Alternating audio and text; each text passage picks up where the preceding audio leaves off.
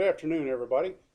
I would like to talk to you a minute today about the ordeal that we had in Aurora, Colorado, night before last, at the Century 16 Cinemas, at the Batman premiere.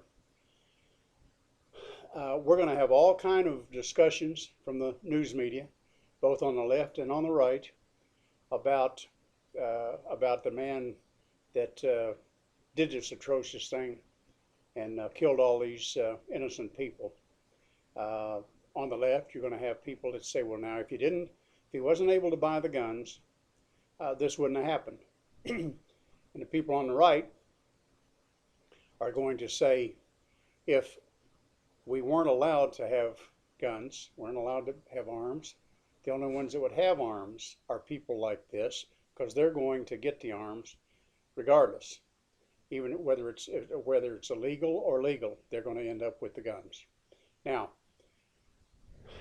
one of the reasons that I'm not opposed to capital punishment is reasons like this. I guess in my mind, when they are having some of these executions, and you see all of these leftists, far left, out there standing with big signs about don't kill this person and let this go and down with capital punishment and all this stuff like that. For some reason, they're not thinking about the poor people that have been dead for years normally when that happens, that this sick individual was responsible for the death of. So yes, I am for it in that respect. If there's no doubt and the man has committed or woman has committed things like this, then I am for the capital punishment. Not only am I for capital punishment, I know it's illegal, but in my mind, I would like to, when I see them standing outside when they're getting ready to do an execution, they're lined up, I'd like to take a semi-truck and drive over them.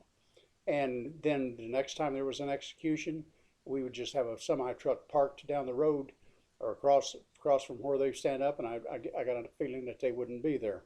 So now that's my thinking on capital punishment.